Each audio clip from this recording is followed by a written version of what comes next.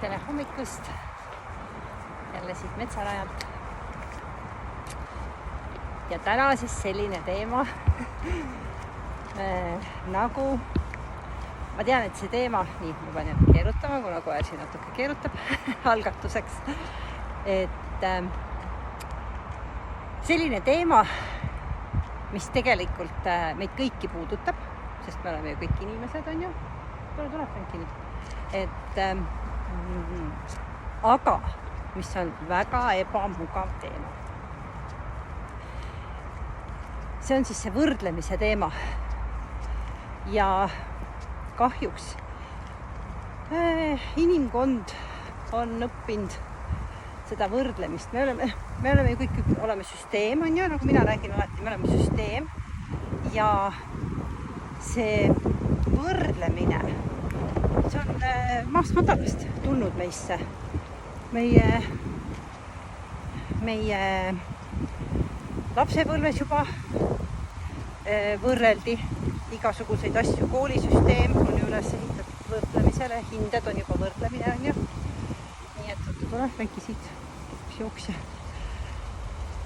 Et see on üks põhiline asi, mida inimesed ju tegelikult juba väga väiksena on õppinud. Meid on õpetatud ja kellel on nüüd veel vanemad öelnud, õed, vennad, see võrdlemine on meil süsteemis juba väga varajaselt sees. Ja mida see siis tähendab? Me võrdleme ennast ja mida rohkem me sinna tähelepanu pöörame, seda rohkem me kaotame energiat. Mida rohkem me sinna tähelepanu pöörame ja võib-olla siis lausa sinnamaani, et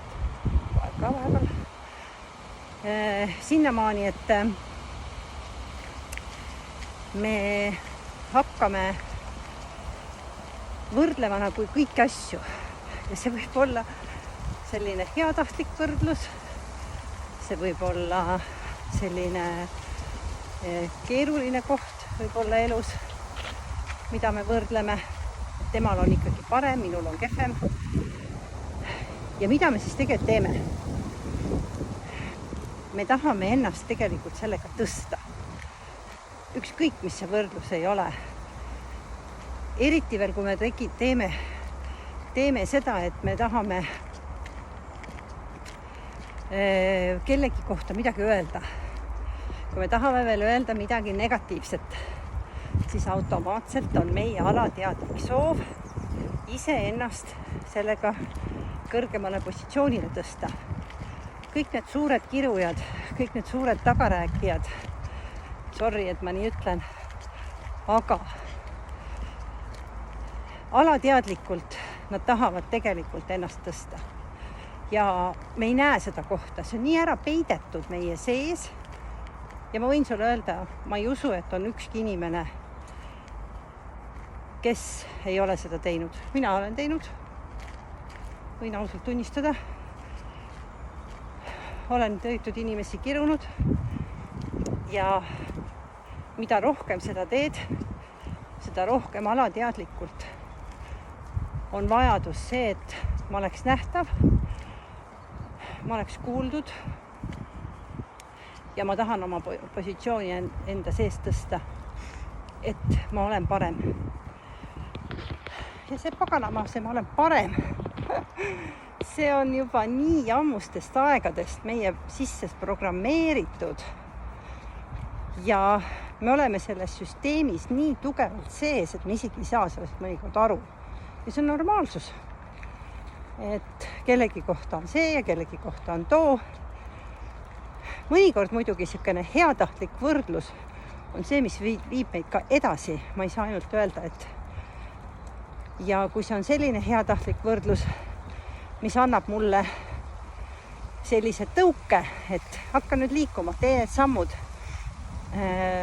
mõtle, mida sa saaksid siit edasi teha, et sa võib-olla oleksid ka sellel tasemel, mis tema seal, siis mina ütleks, et see on selline positiivne koht.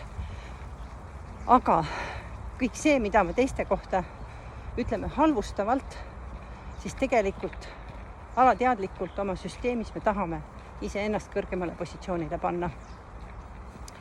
ja seal all on muidugi see valukoht.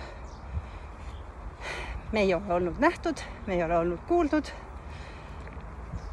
Me ei ole saanud ühendust teise inimesega siin oma elus.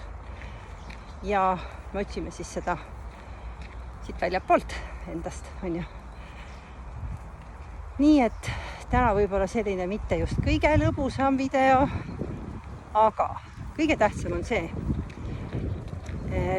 tõsta oma teadlikkust ja hakata seda üldse märkama. Ma lähen jälle sellesse kohta, et ma jälle kellegi suunas pillun neid mingeid teravaid nooli. Või ka enda suunas. Täpselt samamoodi, see on üldse vahet, kelle suunas. Ja kui palju energiat ma sinna siis tegelikult kulutan. See on nii kummaline. Mõni inimene võib seda teha lausa tunde, päevi, võib-olla isegi aastaid ei tule sealt välja. Ma olen ise näinud seda. Et lihtsalt tõsta seda teadlikkust praegu enda sees, oma süsteemis ja aru saada, mis minuga toimub. Kuhu mul see energia tegelikult kaob. Kelle suunas ma seda energiat pillun. Muuseas, sa pillud ju siis seda energiat kellegi suunas, kes võib-olla tunneb ennast päris hästi tänu sellele. Nii et tõsta teadlikkust, hakka märkama, kuhu energia kaob ja hakka seda siis enda sees muutma. Ja muuda see selliseks heatahtlikuks võrdluseks ja mõtesta see ümber seda selleks, et mis suunas sa siis tegelikult tahaksid liikuda siin elus. Nii et mõnusat päeva sulle!